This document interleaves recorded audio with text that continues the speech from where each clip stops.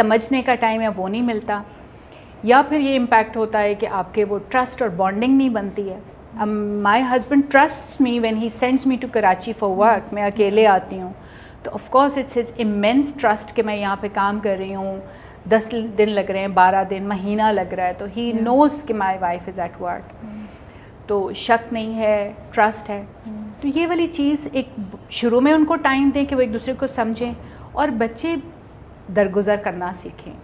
कभी लड़के की तरफ से ऊंच नीच हो रही है, कभी लड़की की तरफ से ऊंच नीच हो रही है, और बड़े अगर थोड़ा कम इंटरफेयर करें तो आई थिंक बच्चों को टाइम दें कि वो अपने मसले को सेटल कर लें, आपस में सेटल कर लें। नई जनरेशन पे और यूथ पे बहुत बोल देते हैं कि एक 20 साल 23 साल की बच्ची जो है वो, या लड़की जो है वो ये नहीं कर रही, वो नहीं कर रही, लेकिन मैं ये सोचती हूँ कि माँ बाप ने भी तो कहीं कुछ चूक हुई है, शायद हो सकता है। देखें उतना टाइम नहीं दिया, चाहे हाउस वाइफ हो या वर्किंग वुमन हो।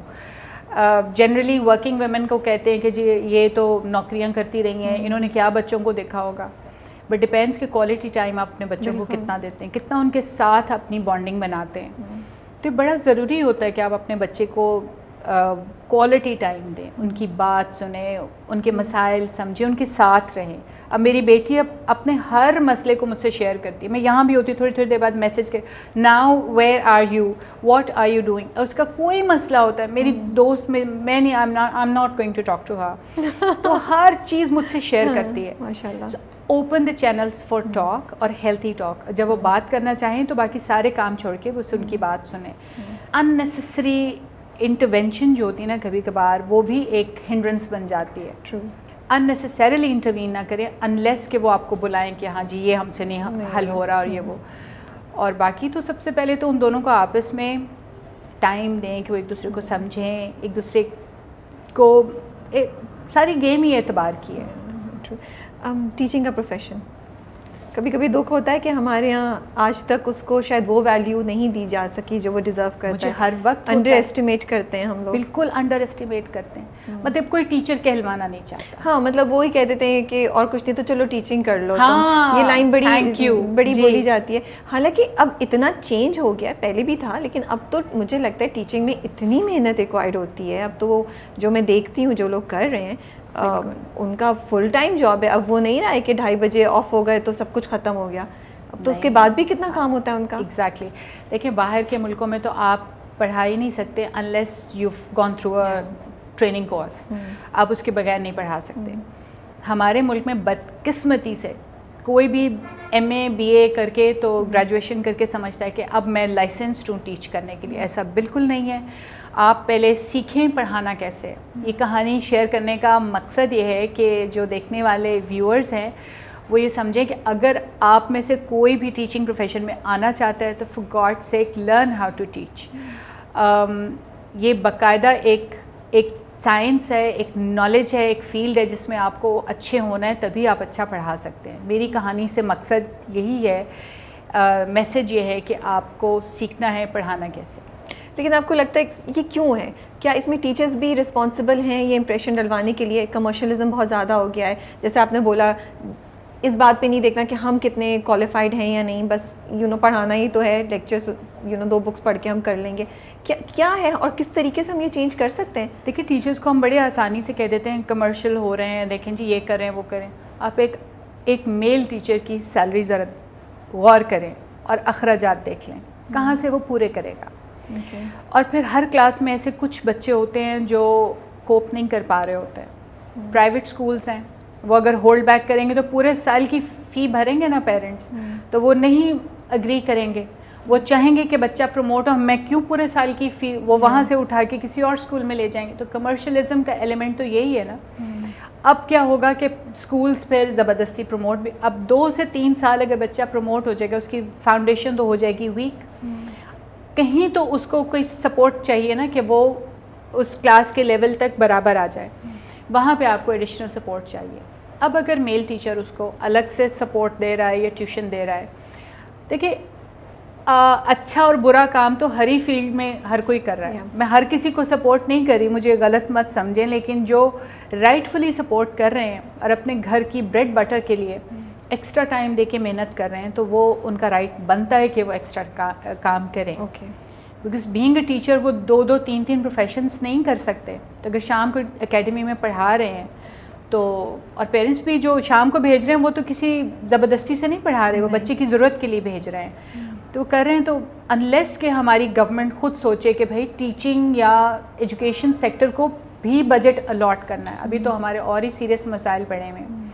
अल्लाह करे हमारे मुल्क के हालात बेहतर हों और हमारी गवर्नमेंट्स एजुकेशन सेक्टर को सपोर्ट करने के की हामी हो, तो तभी कुछ बेहतरी आएगी। मैंने कहा ना कि जैसे सारी लाइफ मैंने इतने सारी लाइफ ही कहूँगी कि 25-26 साल में तो बंदा रिटायर हो जाता है, 23 साल तो मैंने दे दिए इस फील्ड को। मैं हमेशा कहती हूँ I took an early retirement from the field. तो मैंने I couldn't save much, I didn't have, मैं हर महीने बस होता था कि अच्छा सैलरी की चलो कोई बात नहीं, अब अगली सैलरी आने वाली है। तो आप अच्छा कमा ही नहीं सकते हैं अनलेस कि आप फिर ट्यूशन या कुछ एकेडमीज़ या कहीं और किसी सोर्स से फिर आप कमाना शुरू करेंगे, एक्स्ट्रा एफर्ट करें, एकेडमी में पढ़ाएं तो पैसे आएँ। तो मैं तो उनको ब्लेम नहीं करूँगी। ओके, चलें थोड़ा एक्टिंग की तरफ वापस आते हैं हम। बहुत सीरियस और थॉट प्रोवोकिंग बातें कर ली हमने, विच आई होप आप लोगों ने एंजॉय किया हो, बिकॉज मुझे लगता था कि मुनज़्ज़ा का एक्सपीरियंस इतना ज़्यादा अच्छा है कि हम उससे बहुत चीज़ सीख सकते हैं, और मुझे तो बड़ी अच्छी बातें आज सुनने को मिली और मैंने पिक भी किए। ड्रामे आपके रांझा रांझा कर दी, बहुत मज़े का था। इनकार बहुत मज़े का था। इनकार की कोई कहानी, कोई बात शेयर करना चाहें, कैसे आया, क्या था? वैसे शुरू में तो आपने भी बताया चैलेंज क्या था, बट फ्रॉम द सेट या वैसे जनरली? अगर बहुत पुरानी बात हो गई, बहुत सालों पहले की बात हो गई, but all I remember was like it was real fun, बहुत इन्जॉय किया था।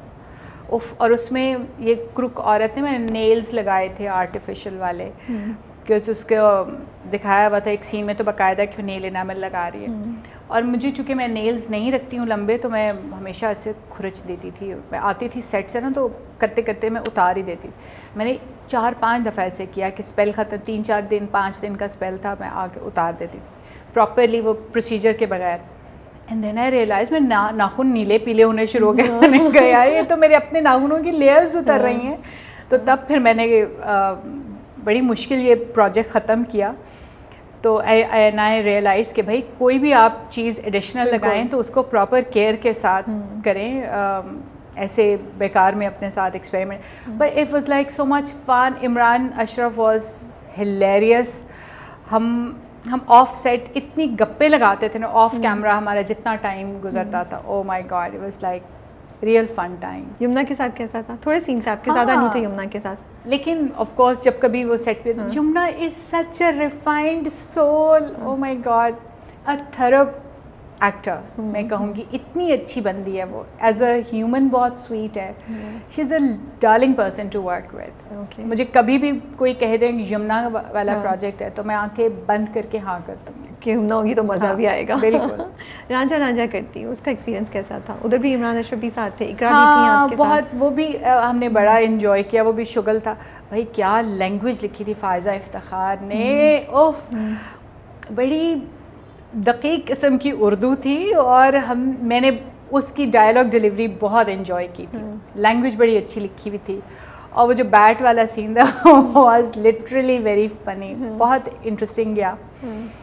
और उसके बाद मैं कहीं भी जाती थी तो मुझे लोग, आपको बैट जोर से तो नहीं लगा था? नहीं, ऐसे थोड़ी शूट हुआ था। कितना वो था ना, जब हम देख भी रहे थे तो हम भी एक इमोशनल उससे गुजर रहे थे। वो शूट इतना अच्छा हुआ था, बिल्कुल, कि वो लिटरली ऐसा लगा था कि सर में मारा इसने बैट बड़ी जोर से। तो अच्छा था, और बड़ा रॉ उसमें फील थी, और रॉ उसमें रियलिटीज थी जो आप कि हाँ ये तो उनके लिए ना चाहते हुए भी थोड़ी सी सिंपैथी आ गई थी हमें आपके कैरेक्टर के लिए उस टाइम पे, यू नो। मेरा कैरेक्टर जो इतना रोल रिवर्सल था, मुझे इसलिए मज़े का लगा। किसी एक बंदे ने ना मेरी इंस्टा पे लिखा था कि पहली दफ़ा मुझे चाची अच्छी लगी है, because throughout she was the one who was annoyed by this challenged boy, because apparently चाचा वो सपोर्टिव, वो डॉक्टर पे ले जा रहा है, दवाइयाँ दे रहा है, वो गुड बुक्स में था। मैं हमेशा बुरी बुक्स में थी बिकॉज आई वॉज अनॉयड और तंग थी उससे। एंड पे I was the one who understood the boy and the girls.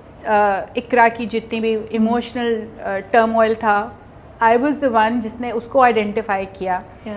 And चाचा was basically the other way around. हमारे एकदम से रोल्स स्विच हुए। तो उसमें मतलब वो बड़ा मज़े का एंड एक बना था। तो मुझे इतना फ़नी लगा, उसे किसी व्यूअर ने लिखा हुआ था कि पहली दफ़ा मुझे आप अच्छी लगी। और इकरा के साथ कैसा था काम करना? She is a thorough actor, वो भी बहुत इतनी मंझी हुई एक्टर है और कमाल काम किया। मैंने देखा है कि अगेन काशिफ निसार साहब के सेट पे भी सब लोग इतने सिंक्रोनाइज्ड होते हैं ना कि कोई 19 का 20 नहीं होता। इतना अच्छा जेल हुए हुए और कुछ मज़े का ही माहौल होता है। अल्लाह का शुक्र है, लेकिन most of the sets I have seen very congenial environment और इतने प्यारे लोग के मज़ा आ जाता है। मेरे हमनशी आजकल चल रहा है एक टॉपिक जो बहुत लोग डिस्कस करें और कुछ पठान दोस्त तो बड़े खफा भी हैं, एक्सेंट जो है आप सब लोगों का।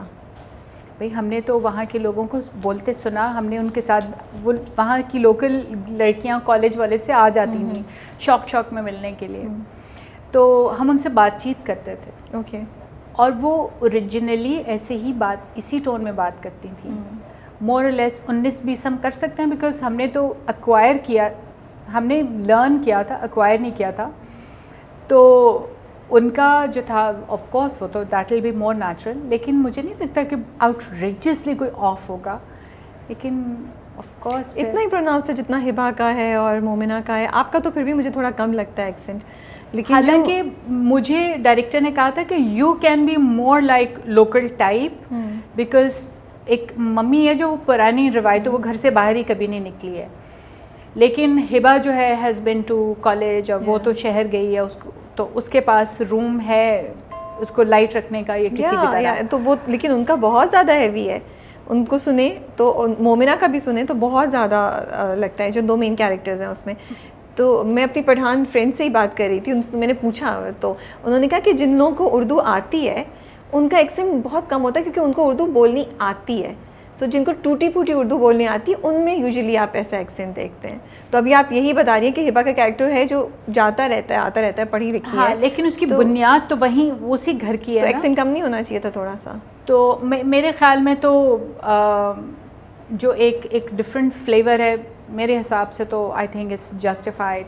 लेकिन जाहिर है अब जैसे मैं अगर पंजाबी हूँ और पंजाबी को इस तरह का प्ले देखती हूँ तो मैं फ़ौरन पकड़ती हूँ कि यार ये बनाई हुई पंजाबी है, वो पंजाबी नहीं है।